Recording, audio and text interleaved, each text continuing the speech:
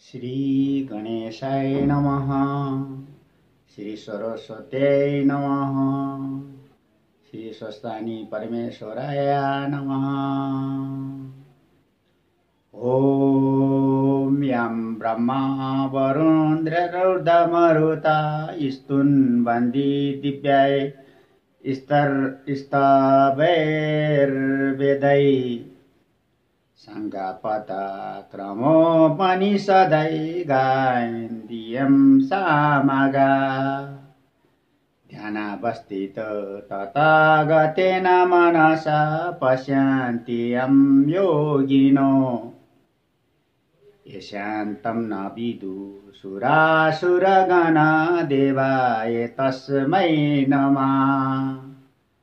श्रीमच्चन्दना चर्चितो ज्वलबभू शुक्लां परमल्लिका मालङ्कं कृता कुण्डालप्रविलसन्मुक्ता बलिशोभिता सर्वज्ञाननिधना पुस्तकधरा रुद्राक्षमालाकरा वाग्देवी बना दम्बुजे बसतु मे तरलोके माता चिरम् मुखं करोति वाचालं पङ्गुलं लङ्घायते गिरिम् यत्कृपातमहं वन्दे परमानन्दमाधवम्। नमो भगवते तस्मै व्यासाय मितातेजसे यस्य प्रसादात् वक्ष्यामि नारायण कथामिमम्। नारायणं नमस्कृत नरं चैव नरोत्तमम् देवी सरस्वती व्यासं ततो जयमुदीरये। साष्टाङ्ग नमनं कृत्वा स्वस्तानि परमेश्वरीं कथामा सुधापमामदेव्याय श्रुता भीष्टफलं लभेतम्। श्री स्वस्तानि परमेश्वरे नमो नमः।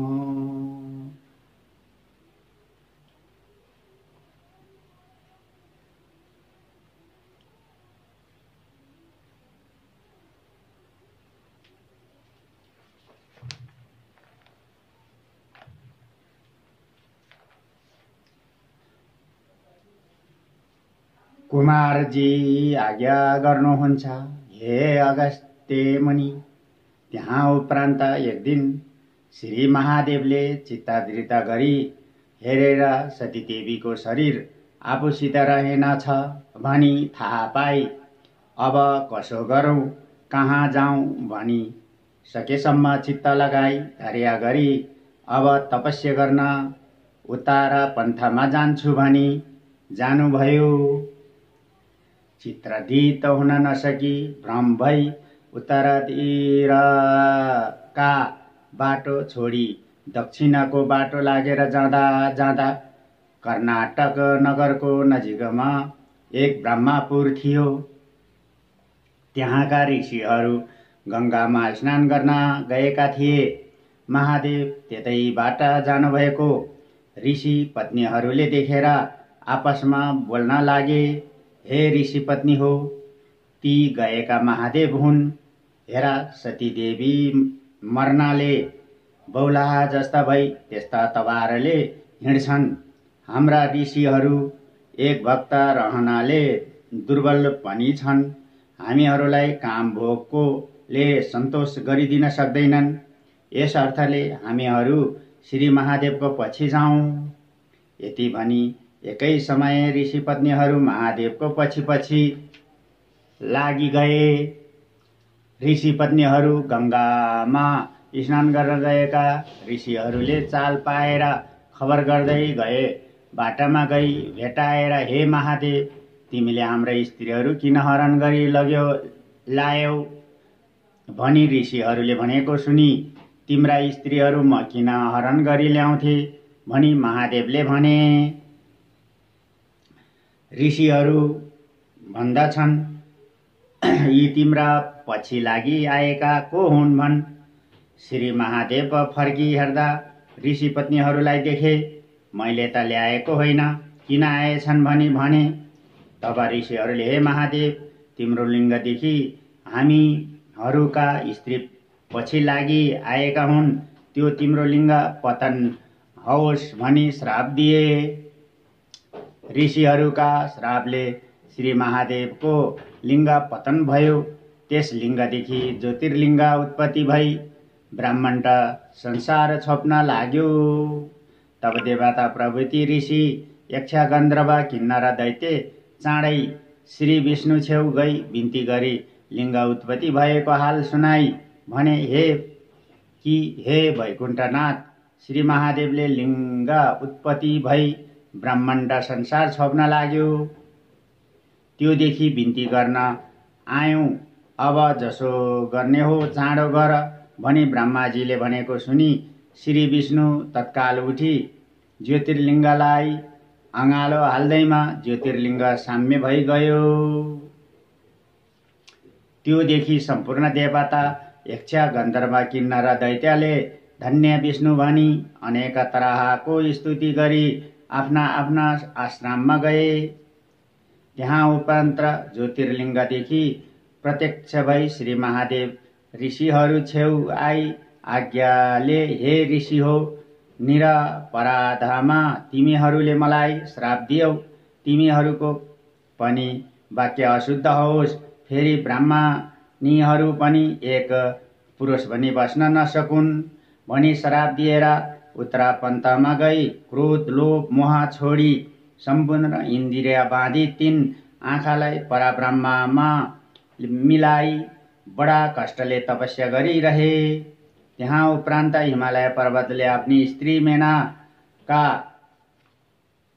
मेनका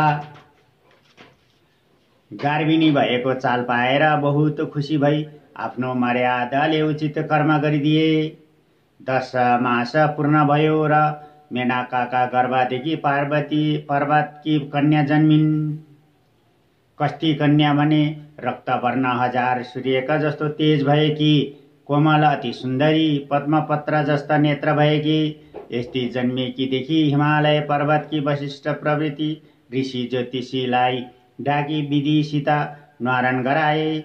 वशिष्ठ प्रभृति ऋषि ज्योतिषहरूले भने, हे हिमालय, यी बालिकाको नाउँ पार्वती भन्ने राख। त्यो सुनेर हिमालय पर्वतले पनि मणि माणिक्य इत्यादि नाना रत्न सुवर्ण दक्षिणा दिई भोजन गराए। ऋषि ज्योतिषीहरूले भोजन गरिसकी हिमालय पर्वत छेउ गई भने, हे हिमालय, तिमी धन्य रहेछौ, किनभने यी बालिकाले श्री महादेव स्वामी पाई 14 भुवानीकी रानी हुने छिन्, सम्पूर्ण दैत्य संहार गर्ने छिन्। तिम्रा भाव भक्तिदेखि हामी पनि कृतार्थ भयौँ। अब आज्ञा दिए आफ्ना आफ्ना आश्रममा जान्छौँ। यदि ऋषि ज्योतिषीले भनेको वचन सुनि हिमालय पर्वत खुसी भई साष्टाङ्ग प्रणाम गरी जानुहोस् भनी बिदा दिएर ऋषि ज्योतिषी आफ्ना आफ्ना आश्रममा गए। त्यहाँ उपरान्त पार्वती पनि शुक्र पक्षको चन्द्रमा झैँ दिन दिन बढी ठुली भइन्। खेल्दामा पनि शिवको पूजा गरी खेल्थिन्। यस्ता तरहले पार्वतीले बाल अवस्थादेखि सधैँ शिवको भक्तिमा चित्त लगाइरहेकी थिइन्। एक दिन नारद ऋषि विष्णुको छेउ आई भने, हे वैकुण्ठनाथ, हिमालय पर्वतकी पुत्री पार्वती नाउँ गरेकी कन्या यति योग्य छिन् कि कस्ती भने लक्ष्मी भन्दा पनि अति सुन्दरी छिन्। 32 लक्षणले युक्त भएकी ती कन्या तिमी विवाह गर। यति नारदको वचन सुनि श्री विष्णुजी आज्ञा गर्छन्, हे नारद, हामीलाई दिन्छन् र नारद ऋषिले त्यो धन्दा तिमीलाई किन चाहियो? म गई अहिले ठेगाना गरी आउँछु भनी हिमालय पर्वत छेउ गए। हिमालय पर्वतलाई भेटी शिष्टाचार गरे। तब नारद भन्दछन्, हे गिरिराज, तिमी छेउ केही बिन्ती गर्न आए। तिम्री पुत्री पार्वती वैकुण्ठनाथ श्री विष्णुलाई देऊ।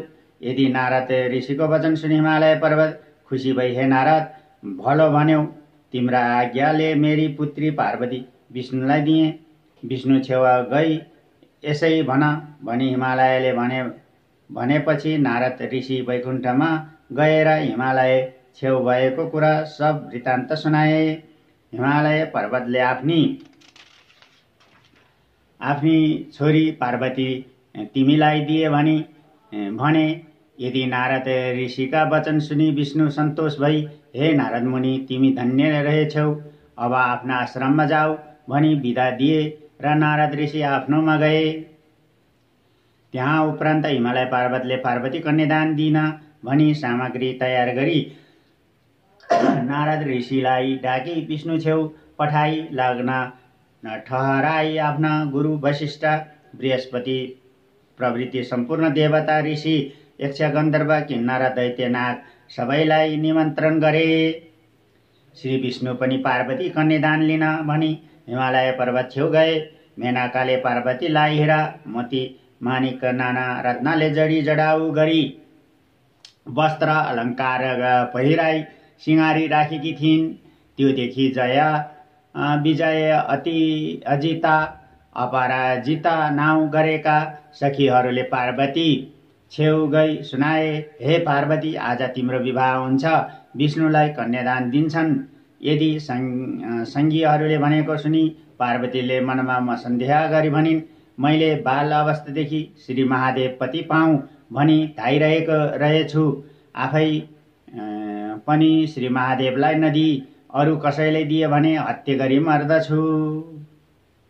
यति पार्वतीका वचन सुनि सखीहरू भन्छन्, हे पार्वती उसो भए यहाँ नबस, हामी कसैले नदेख्ने ठाउँमा लुकाई आउँछौ, हिँड, त्यसो नगरे तिमीलाई लैजान्छन्।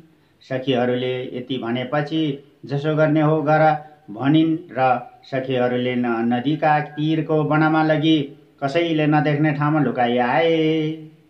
त्यहाँ उपरान्त हिमालय पार्वतीले आफ्ना गुरु बृहस्पतिलाई यज्ञमा बसाली विधि गराई कन्यादान दिन भनी पार्वतीलाई लिन पठाए। पार्वतीलाई घरमा देखेनन् र जहाँ तहीँ खबर गरे तर कहीँ पाउन सकेनन् र हिमालय पर्वतले चित्तकुल गरी गुरु बृहस्पति ऋषि छेउ गई पार्वती कहीँ छैनन्, कसो गरौँ भने। यदि हिमालय पर्वतले भनेको वचन सुनि बृहस्पति ऋषिले यस लग्नमा भएन भनी विष्णु छेउ बिन्ती गरे। विष्णु प्रभृति सम्पूर्ण देवता आफ्ना आश्रममा गए। त्यहाँ उपरान्त पार्वतीलाई लुकाई आएपछि नदीका तीरमा बसी बालुवा ल्याई शिवलिङ्ग बनाई महादेवको आराधना गरी पूजा गर्न लागिन्। त्यस बालुवाको लिङ्गदेखि महादेव प्रत्यक्ष उत्पत्ति भई आफ्नो स्वरूप दर्शन दिए। हे पार्वती मलाई किन आराधना गर्यौ भनी आज्ञा भयो र पार्वती बिन्ती गर्छिन्, हे जगदीश्वर मैले बालक अवस्थादेखि महादेव स्वामी पाऊँ भनी हजुरलाई धाइरहेकी छु। मेरा पिता हिमालय पर्वतले विष्णुलाई कन्यादान दिन लाग्दा भागी यहाँ आई लुकिरहेकी छु, रक्षा गर, मदेखि प्रसन्न हौ। महादेव आज्ञा गर्छन्, हे पार्वती तेरा बाबा महातारीले कन्यादान नदी तँलाई स्त्री भन्न हुँदैन। महादेवबाट यति आज्ञा हुँदा फेरि पार्वती बिन्ती गर्छिन्, हे ईश्वर जसो गर्ने हो मलाई उपदेश गर। तब महादेव आज्ञा गर्दछन्, हे पार्वती विष्णु आई तँलाई जस्तो उपदेश दिन्छन् त्यसै गरेस्। यति महादेवले आज्ञा भएको सुनि पार्वतीले हवस् भनी साष्टाङ्ग प्रणाम गरिन् र महादेव अन्तर्ध्यान भए। त्यहाँ उपरान्त पार्वती घर गइन्। हिमालय पर्वतले पार्वती आएको देखि क्रोधले कहाँ गई थिइस् भनी सोधे। तब पार्वती भन्छन्, हे पिता मैले केटाकेटीदेखि महादेव स्वामी पाऊँ भनी उसैलाई धाइरहेछु। तपाईँले विष्णुलाई कन्यादान दिन लाग्दा लुक्न गएकी थिएँ। यति पार्वतीले भनेको वचन सुनि न्वारानका दिन वशिष्ठ प्रभृति ऋषि ज्योतिषीले भनेको कुरा सम्झी शुभ लागे। त्यहाँ उपरान्त पार्वतीले कहिले विष्णु आउलान् भनी श्री महादेव स्वामी पाउनका निमित्त नाना तीर्थ व्रत दान धर्म जप तप यज्ञ गर्न लागिन्। शिवलिङ्ग बनाई पूजा गर्न लागिन्। पार्वतीले यस्ता तरहले भक्ति गरेको देखि विष्णु शङ्ख चक्र गदा पद्मली गरुडमाथि सवार भई पार्वती छेउ गई र भने, हे पार्वती, तिमीले नाना तीर्थ व्रत दान धर्म यज्ञ जप गरेको देखि म सन्तोष भएँ, वरदान ल्याऊ। यदि विष्णुले आज्ञा गरेको सुनि पार्वतीले भनिन्, हे परब्रह्म, अरू थोक वरदान के मागौँ, श्री महादेव स्वामी पाऊँ। यति पार्वतीले भनेको वचन सुनि विष्णु आज्ञा गर्छन्, हे पार्वती, तीर्थ व्रत दान धर्म जप भन्दा पनि उत्तम कुरा म कहन्छु, एक चित्त भई सुन। श्री स्वस्थानी परमेश्वरीको व्रत गरे त्यस व्रतको प्रभावले जगदीश्वर महादेव स्वामी पाउली।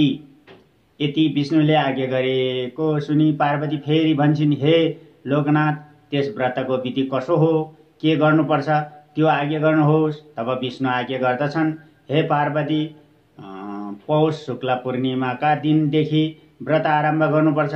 त्यो पनि कस्ता हिसाबले भने हात गोडाको नङ काटी शुचि भई एक भक्त रही स्नान गरी नित्य मध्याह्न कालमा महादेवको पूजा गर्नु र महिना दिन भएपछि माघ शुक्ल पूर्णिमाका दिन अष्टोत्तर रोटी, अष्टोत्तर सत अक्षता, अष्टोत्तर क्षेक बेल पुष्प, अष्टोत्तर क्षेत सपथोक पान, जात जातका फलफुल तयार गरी अर्सीमा ओमकारले गंगा जलले स्नान गराउनु, श्रीखण्ड रक्त चन्दन सिन्दुर फल वस्त्र पहिराउनु, धूप दीप नैवेद्य कस्तुरी भेटी चढाउनु, षोडशोपचारले पूजा गर्नु, जप गर्नु, स्तोत्र पाठ गर्नु, अर्घा दिनु। हे पार्वती, श्री स्वस्थानी परमेश्वरी भने कि कस्ती छन् भने, अष्टासु च दलेभ्यव मातृकाष्ठ स्थाता खड्गा त्रिशूलं चोर्ध्वा धञ्ज अर्धे च वरचुत्पलं चतुर्भुजा त्रिनेत्रा च सर्वाङ्गाकार सीता सुवर्णबद्धिकशभा स्वस्थानी जगदीश्वरी अष्टदल पद्मामा अष्टमातृका बसेकी खड्गा त्रिशूल वर निरोत्मत हातमा लिएकी चार हात तीन आँखा भएकी नाना अलङ्कार लाएकी पीतवर्ण सुवर्ण भन्दा पनि अधिक शोभायमान भएकी परमेश्वरीलाई ध्यान गर। हे ईश्वरी भनी उनैसित वरदान माग्नु र प्रसाद झिक्नु। त्यहाँ पछि अष्टोत्तर सत रोटी मध्ये 8 रोटी, 8 अक्षता, 8 बेल पुष्प, 8 यज्ञोपता सूत्र, 8 कुडका सुपारी सगुन समेत आफ्ना पुरुषलाई दिनु।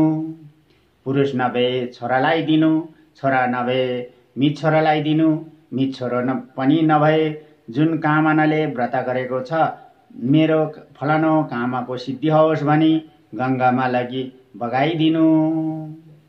100 रोटी आफूले फलाहार गर्नु, रात्रिमा जागरण गरी उनै ईश्वरीको महिमा सुनाउनु। हे पार्वती, श्री स्वस्थानी परमेश्वरीको प्रसाद लिने बेलामा महादेव तिमी छेउ आइपुग्छन्। तिम्रो भक्तिदेखि म प्रसन्न भएँ, महादेव स्वामी पायौँ भनी वरदान दिए। यति विश्वभर मूर्ति श्री नारायणले भनेपछि पार्वतीले मनमा आनन्द गरी श्रद्धापूर्वक पूजा गरी प्रणाम गरिन्। पार्वतीले पूजा गरिसकेपछि विष्णु गरुडमा सवार भई त्यहाँदेखि अन्तर्ध्यान भई वैकुण्ठ जाँदा भए।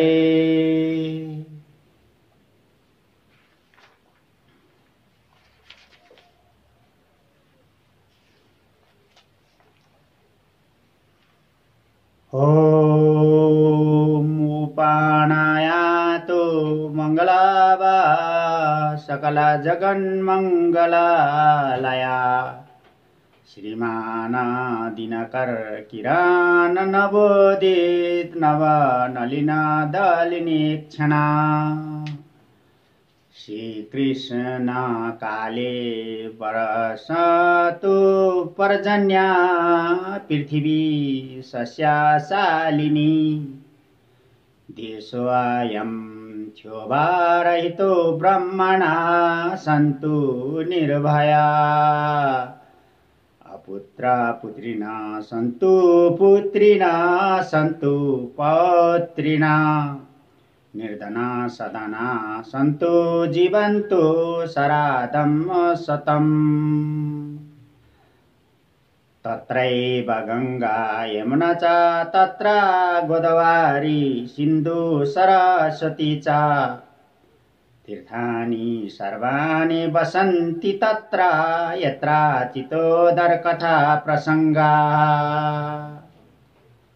या कुन्देन्तु तुषारहरधवला या शुभा वस्त्रवृता या वीणा वरदण्डमण्डितकरा या शोतपद्मासना या ब्रह्माच्युतशङ्कर प्रभृति निर्देवया सदा वन्दिता सामं पातु सरस्वती भगवती निशेषजाड्यः पहा